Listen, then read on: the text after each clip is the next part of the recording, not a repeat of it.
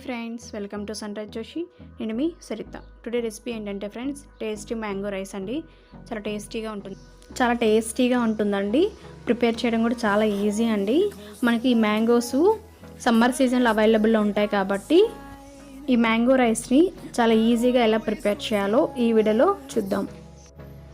మీరు first time నా videos చూస్తున్నట్లయితే దయచేసి సబ్స్క్రైబ్ చేసుకోండి. ఇప్పుడు మనం ఈ మ్యాంగో రైస్ని ఎలా ప్రిపేర్ చేయాలో ఈ వీడియోలో చూద్దాం. ఈ మ్యాంగో రైస్ కోసం నేను 3 మీడియం సైజు మామిడికాయలు తీసుకున్నాను.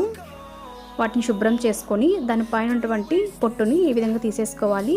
మీ దగ్గర పీలర్ ఉంటే ఈజీగా తీసేసుకోవచ్చు అండి. నేనైతే చాక్తో ఈ విధంగా పైన ఉన్నటువంటి పొట్టుని తీసేస్తున్నాను.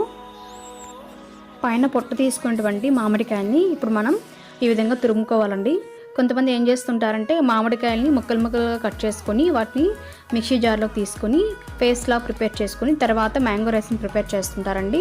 అది ఎంత టేస్టీగా ఉండదండి. ఒకసారి మీరు ఇలా తురుముకొని ట్రై చేయండి, చాలా టేస్టీగా ఉంటుంది.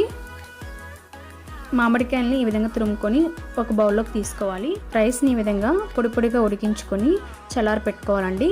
నేను తీసుకున్నటువంటి 3 మీడియం సైజు మామిడికాయలకి ఒక 1/2 kg రైస్ అయితే కరెక్ట్గా సరిపోతుందండి.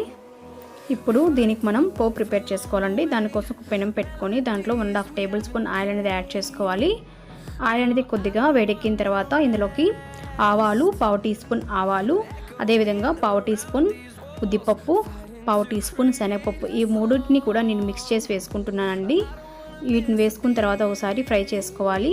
ఇవి కొద్దిగా ఫ్రై అయిన తర్వాత ఇందులోకి 3 పచ్చిమిర్చిని యాడ్ చేసుకోవాలండి. పచ్చిమిర్చి అనేది మీ ఇష్టం అండి, మీరు కారాన్ని బట్టి వేసుకోవాలి. అవి కొద్దిగా ఫ్రై అయిన తర్వాత ఇందులోకి కరివేపాకుని యాడ్ చేసుకొని ఫ్రై చేసుకోవాలి. ఇవన్నీ కూడా ఫ్రై అయిన తర్వాత ఇందులోకి 1 కప్పు పల్లీలను యాడ్ చేసుకొని స్టవ్ని మీడియం ఫ్లేమ్లో పెట్టుకొని ఫ్రై చేసుకోవాలండి. మీకు ఈ విధంగా పల్లీలను ఫ్రై చేసుకొని వేసుకోవడం ఇష్టం లేకపోతే మీరు సపరేట్గా ఒక పెనంలోకి పల్లీలను యాడ్ చేసుకొని సపరేట్గా ఫ్రై చేసుకొని లాస్ట్లో మనం రైస్ని వేసి కలిపేటప్పుడు యాడ్ చేసుకున్నా సరిపోతుందండి. అది మీ ఇష్టము. పల్లీలు అనేవి ఒక 80% ఫ్రై అయిన తర్వాత ఇందులోకి రుచికి సరిపడిన సాల్ట్ అనేది యాడ్ చేసుకోవాలండి. ఇప్పుడు ఇందులోకి కొద్దిగా ఇంగుని యాడ్ చేసుకోవాలండి. దీంతో పాటుగా 1/2 టీ స్పూన్ పసుపుని యాడ్ చేసుకొని ఫ్రై చేసుకోవాలి.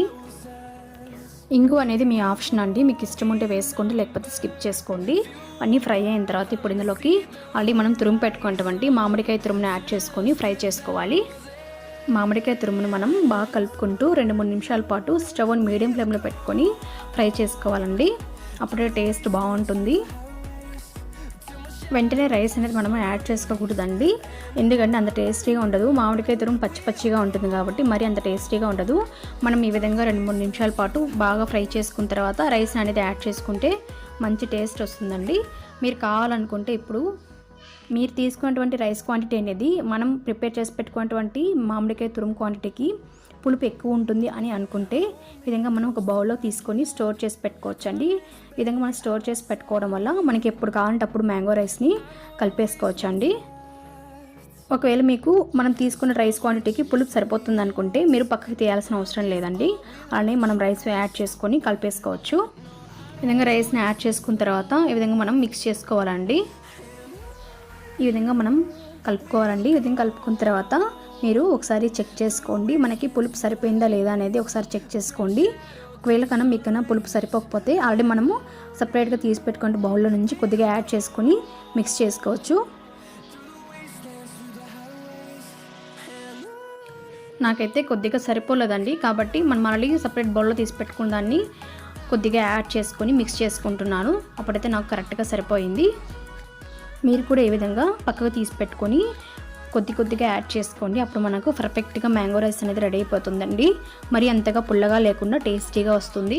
కొంతమందికి ఎంత రైస్కి ఎంత మనం పులుపు యాడ్ చేసుకునేది ఐడియా ఉండదు కాబట్టి ఈ విధంగా మీరు ప్రిపేర్ చేసుకోండి, కరెక్ట్గా సరిపోతుంది. ఈ టిప్ని ఫాలో అవ్వండి, కరెక్ట్గా మనకి సరిపోతుందండి.